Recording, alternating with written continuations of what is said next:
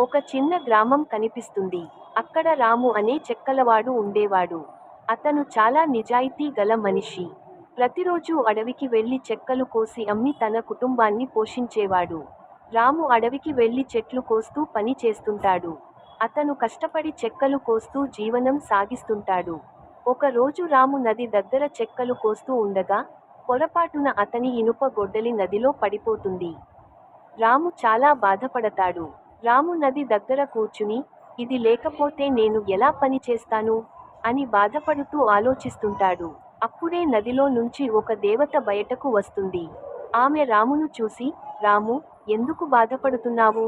అని అడుగుతుంది. రాము జరిగిన విషయాన్ని దేవతకు నిజంగా చెబుతాడు. దేవత నదిలోకి వెళ్లి ఒక బంగారు గొడ్డలి తీసుకొచ్చి, ఇది నీదేనా? అని అడుగుతుంది. రాము, లేదు, అది నా గొడ్డలి కాదు, అని చెబుతాడు. దేవత మళ్ళీ నదిలోకి వెళ్లి వెండి గొడ్డలి తీసుకొచ్చి, ఇది నీదా?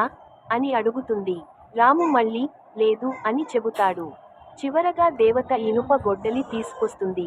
రాము ఆనందంగా, అవును, ఇది నా గొడ్డలి, అని చెబుతాడు. రాము నిజాయితీ చూసి దేవత చాలా సంతోషిస్తుంది. ఆమె బంగారు, వెండి, ఇనుప గొడ్డళ్ళు మూడింటినీ బహుమతిగా ఇస్తుంది. రాము ఆనందంగా తన ఇంటికి వెళ్లి తన కుటుంబంతో సంతోషంగా జీవిస్తాడు. నీతి: నిజాయితీ ఎప్పుడూ మంచి ఫలితాన్ని ఇస్తుంది.